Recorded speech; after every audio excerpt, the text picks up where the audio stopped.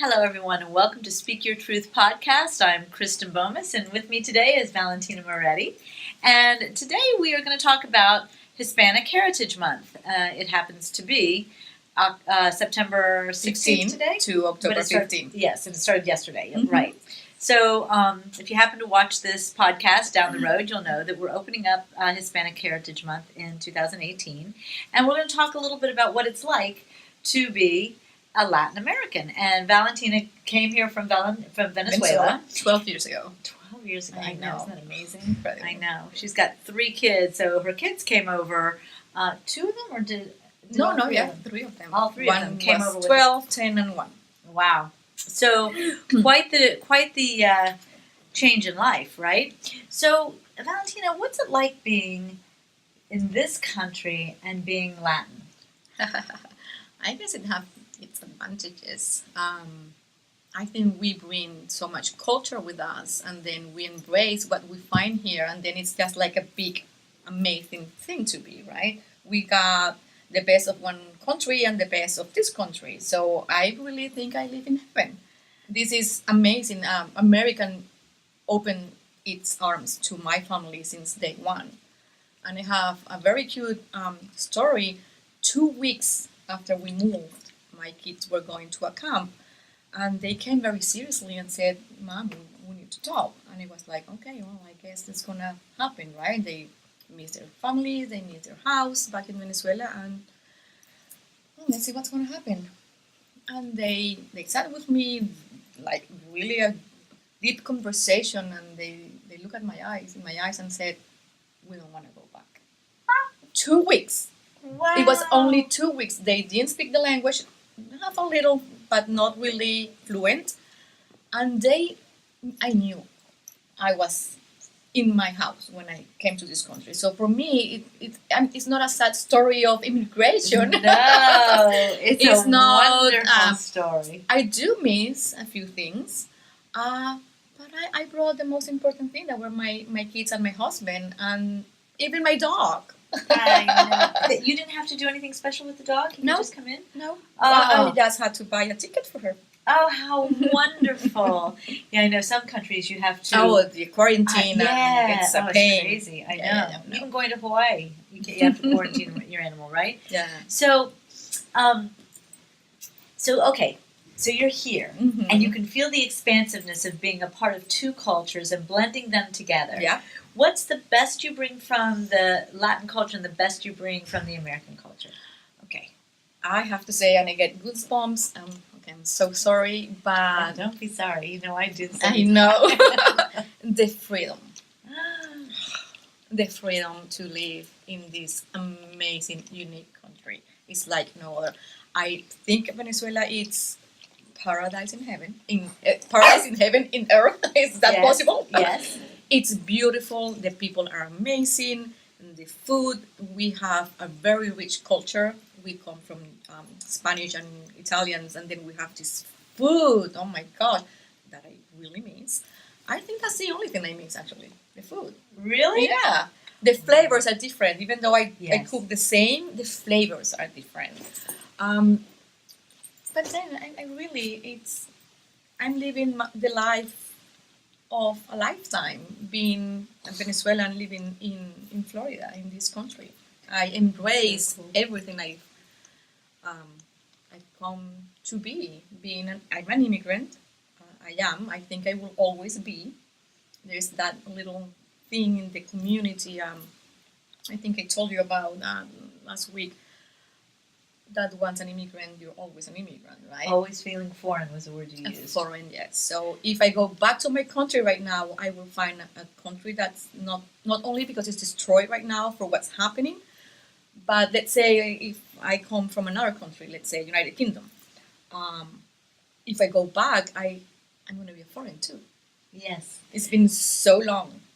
Right. 10 years. So any change happens daily. When she was explaining this to me last week, it was really, really neat because we know that in our own culture, as we get older, the kids pick up their own language and their own key words and the way they do things and the way they dress and talk and the whole bit, right?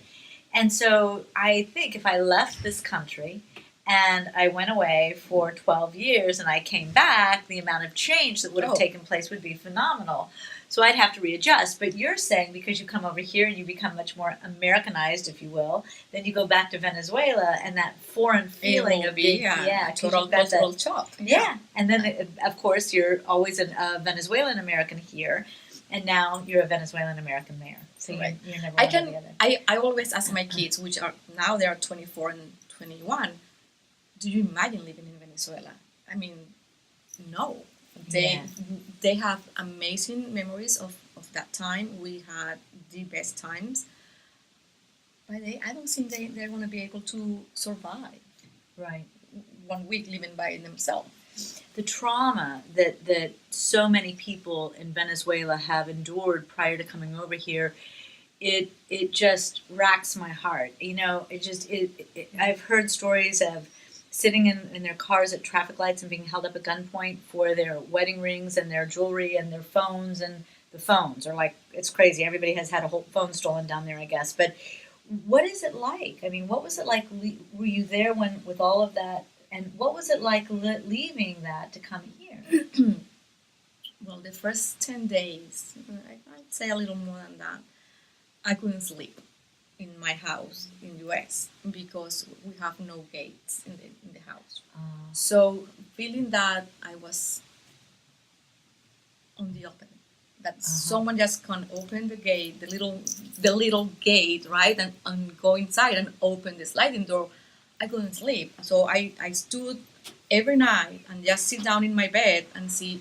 I mean, I feel so unprotected. Wow. Because back in their house you have cameras and videos, and I had 6 dogs at the time that they were outside just barking in case someone came and tried to break in the house, right? So yeah, the freedom, that sense of security, it's something that I really, and it's funny because I forgot how to live that way. I don't want to go back to living that way again, right? But I still do, I close my car, make sure it's closed, and she makes fun of me. I tease her. But it's like, oh my gosh. Yeah, I understand. I genuinely understand. When she speaks about freedom and she gets teary about it, you understand it has a very different meaning. It's something that all of us here in this country take for granted until we are a victim of Parkland or, any of these mass murders that have been happening. Of course, Parkland is in our backyard, so it is the first thing that comes to my mind, but don't let it fool you that I don't keep every single one of these mass murders from Orlando to all the schoolhouses and universities across the nation who have endured mass murders and the concerts and what have you. We feel it when we're close to it, but it's nothing like having your entire country, which is smaller than the state of Florida, turned upside down with illegal, frightening criminal behavior, and there being no sense of safety. I mean, the impunity. I'm a lawyer, so I deal with impunity. Yeah. I deal in the past. When I lived there, I mean, it's so sad. It is. It really is. The courage it takes. And I know U.S. is not close to be a perfect country. I don't think there is a perfect country, but it's perfect for me. Yes. It's perfect for my family. And I know we have many issues, but the law exists, and you will have a consequence if you mess it up. Hopefully. Oh, trust me. We're not going there right now. No. But yes, it is a very different feeling. There's a more of a overall safety within which your own safety can exist. Mm-hmm. And I really offer all of us to think about what it means, to have that level of safety. We talk about trauma, and I've talked about it on this podcast in the past, and it leaves with it a very unique piece called avoidance. And somebody who's been through trauma will avoid something in their life or emotion that reminds them of the trauma because they don't want to feel that terror and that upset ever again, right?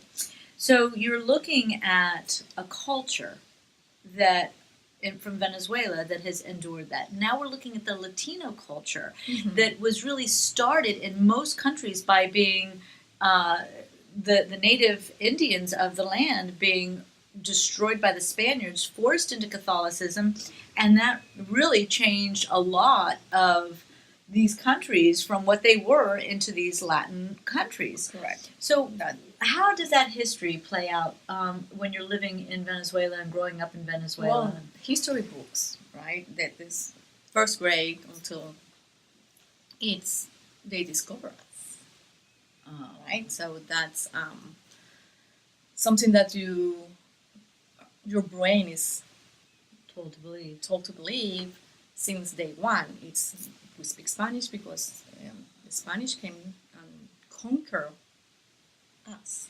We were discovered. Wow. Right? So that feeling, and then when you are big enough and think by yourself, you say like, well, we were always here. Yes. But then good happens, right? And that's why we have these colors, and we have blue eyes, and we have brown eyes, and we have dark skin. We have the mix from the Spanish, the Indian, and the Africans that came as slaves. And that gave us that diversity that we're very proud of. Right. Right. And rightly so.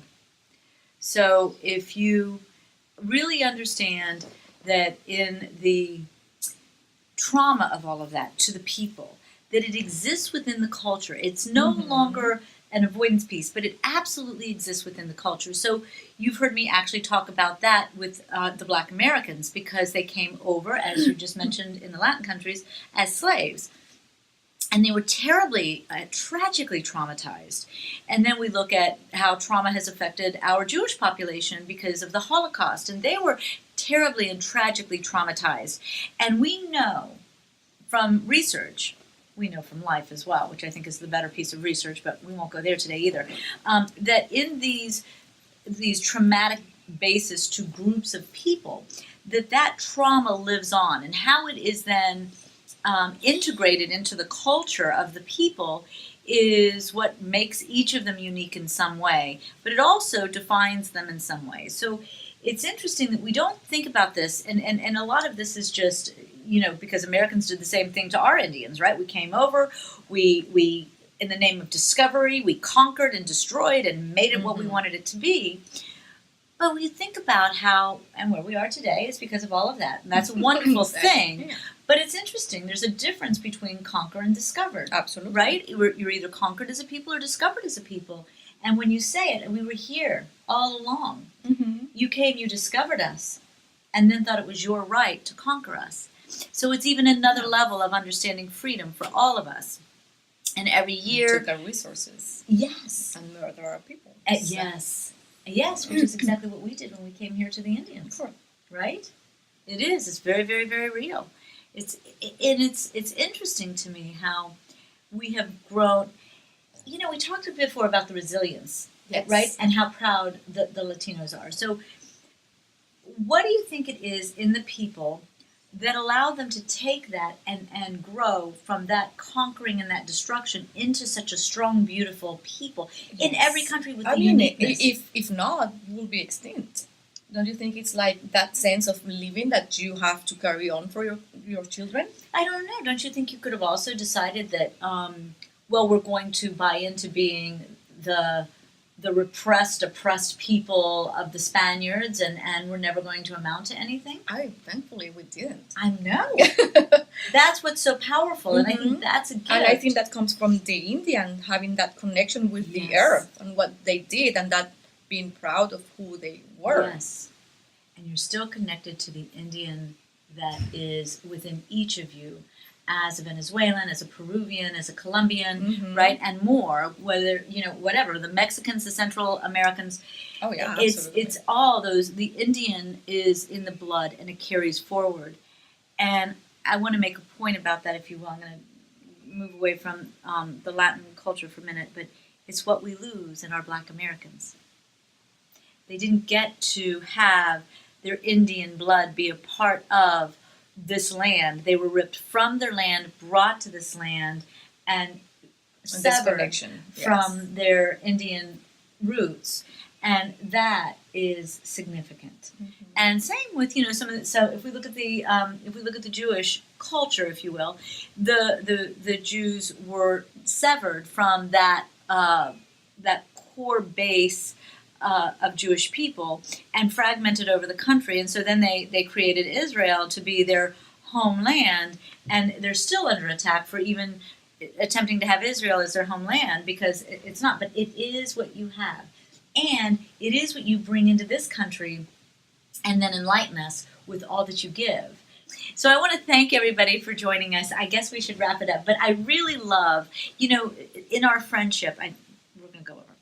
In our friendship, I'm second generation American. You're first. And, well, nope. you're not even first. You're not even. Nope. You are a Venezuelan American. Immigrant. Truly, yeah. You're truly coming in, right? So you are what my grandparents were, right? So, and I have lost touch with all of that. And it's interesting because as I grew up, it was I learned to kind of identify, but not really, with my background of my parents, with the heritage of my parents. And here I am now, and sitting with you, and I can't even begin to describe what it's like to see what I lost, right, by not feeling that history of my heritage, and where it came from. Not that I'm completely severed from it, but nothing like what you bring to the table, and your children as well. That will be my case with my grandchildren, right? Because my kids, they're not first generation either. No, I know. So their kids will be. Right. And I hope we can keep the Spanish, and of course we want to keep the food, that's no doubt. Because then I hope so. And the family. And the family. And okay, so you mentioned the language, and the food, and the family, and the dance, and the playfulness, and the music. Right, mm-hmm. right. The colorful. Yes. How was that we said before? Vibrant. Yes. On Facebook, the Latin people were described as vibrant by one of my followers. And so it's so true. It's so, so true. And that word vibrant brought up the colors, the music, the dance, as well as the resilience and how proud of people they are. Right? That's correct. So thank you. Thank you for opening me the doors. Absolutely, and thank you. What yes. you bring to my heart and to my life. Thank you for being my friend, and thank you for all that you are as an American. Thank you. Okay, everybody, this is YouTube. Thank you for joining us. If you liked what you saw, please make sure that you subscribe to our page, and be aware that we do live at 12:45 on Facebook every Monday and Thursday, and we would love to have you there. On my Facebook page, we also post the question that we're going to be discussing, so please interact in whichever way you're most comfortable. Thank you very much, and have a wonderful